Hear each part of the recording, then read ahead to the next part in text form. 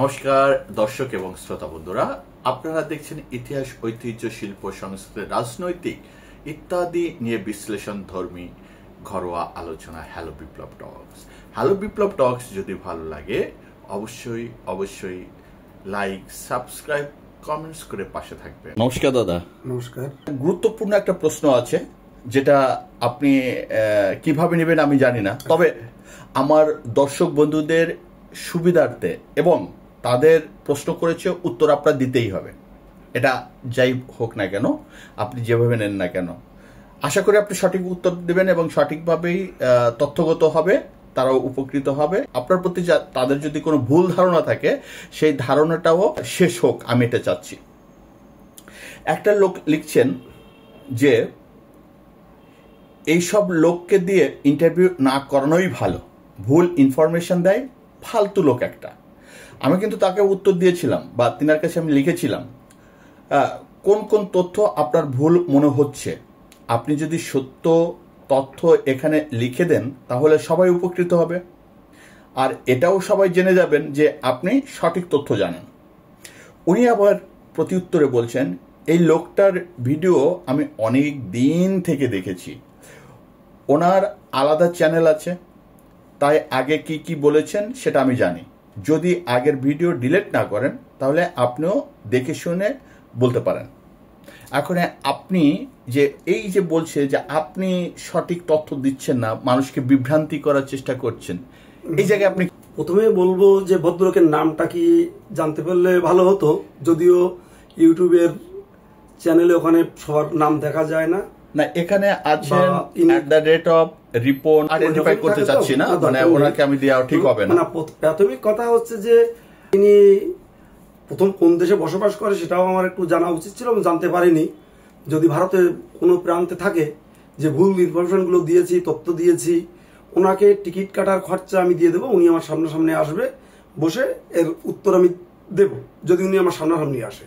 আর তাছাড়া যারা তোমরা এই মিডিয়া মাধ্যমে শুনছো তাদেরকে বলি, কিছু কিছু এরকম আমার চলার পথে বাদে, ও পথে ঘাটে হাটে মাঠে চলার পথে হুঁচোটো খাই, তো এরকম আছে। কারণ মূর্খমির মতো প্রশ্ন, আমার চ্যানেলে নির্দিষ্টভাবে যে কথাগুলো বলেছি সে কথাগুলো চ্যানেলে থাকবে, ওগুলো ডিলেট হবে না। আর এর অ্যাক্টে যা বলা আছে সেটা আমি জেনে বুঝে পড়ে তারপর সেগুলো আমি এই মিডিয়ায়, বিভিন্ন মিডিয়ায় আমি প্রচার করেছি এবং দায়িত্বের সঙ্গে প্রচার করেছি। সেটা যে শুধু এই ইউটিউবে প্রচার করেছে এরকম নয়, বড় বড় টিভি চ্যানেল, গণমাধ্যম, নিউজ চ্যানেল, হিন্দুস্তানি স্টেটমেন্ট, এরকম প্রচুর চ্যানেলে আমি কিন্তু আমার এই নির্দিষ্ট তথ্য এর সম্পর্কে আমি বলেছি এবং আজকেও যেটা বলছি সেটাই সত্য। এই ভারতে যারা আফগানিস্তান, পাকিস্তান এবং বাংলাদেশ থেকে এসেছে, এই সমস্ত মানুষগুলো এখানে আসলে তারা নির্দিষ্ট ভিত্তিতে এই সংখ্যালঘু মানুষগুলো তারা নাগরিকত্ব পাবে। আর যদি যে কোথায় কি তথ্য, কোনটা ভুল হয়েছে, কোনটা ভুল বলছি, সেটা কমেন্টস করে আশা করি আপনার প্রশ্নে উনি বলবে, বা আমার ফোন নাম্বার আমি দেওয়া আছে, আপনার ফোন নাম্বারেও বলতে পারে, যদি দেখা করতে চায় দেখা করতে পারে, কোনো অসুবিধা নেই। কিন্তু ওই একটা কমেন্টস করে দিলাম, এবার এর বয়স কত, 9 মাস না 6 মাস, বাচ্চা কিনা, আপনার চ্যানেলটা ওই মানে সবার জন্য ওপেন কিনা তাও জানি না। যদি উনি চাইল্ড হয়, শিশু হয়, তাহলে ওনার জন্য ওই জায়গাটা আপনি একটু অফ করে দিয়ে তারপর পাবলিশ করবেন।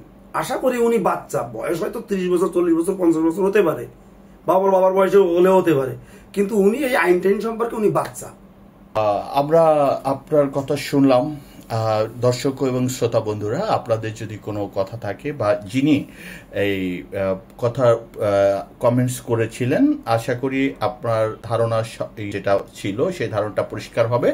আর সেই জায়গা থেকে হ্যাঁ, দর্শক এবং শ্রোতা বন্ধুরা, আপনারা যারা দেখছেন আমাদের এই হ্যালো বিপ্লব টক্স, আপনাদের কথা বলুন, এটা আমি চাই, কারণ আমাদের একটা ঘরোয়া আলোচনা। আমরা সবাই সবকিছু ভালো জানি তা না, বলতে চাই না। আমাদের বোঝাবুঝিটা শেয়ার করতে চায় আমাদের যে জায়গাটা মানুষ যেন জানুক সেই জায়গার থেকে।